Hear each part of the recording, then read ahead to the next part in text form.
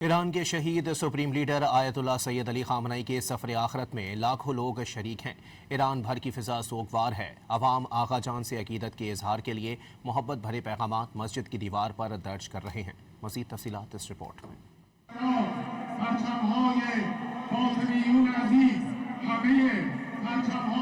ایران کے دارالحکومت تہران میں عوام سوگوار ہیں۔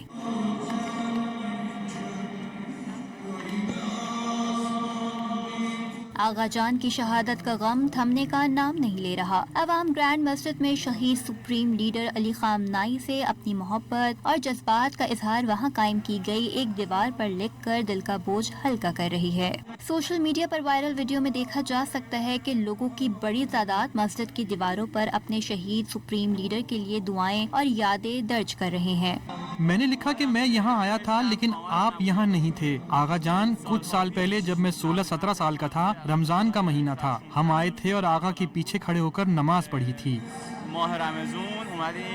اب کئی سال گزر گئے ہیں اور مجھے دوبارہ انہیں دیکھنے کا موقع نہیں ملے گا۔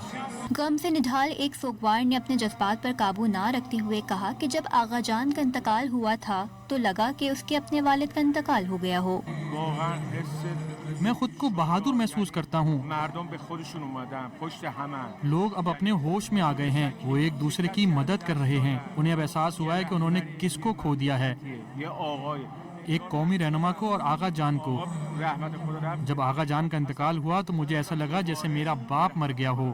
بعض تحریروں میں امریکہ اور اس کے رہنماؤں کے خلاف سخت نوعیت کے پیغامات بھی درج تھے، جبکہ شرکاء نے جلوس کے دوران مختلف نعروں اور بینرز کے ذریعے بھی اپنے جذبات کا اظہار کیا۔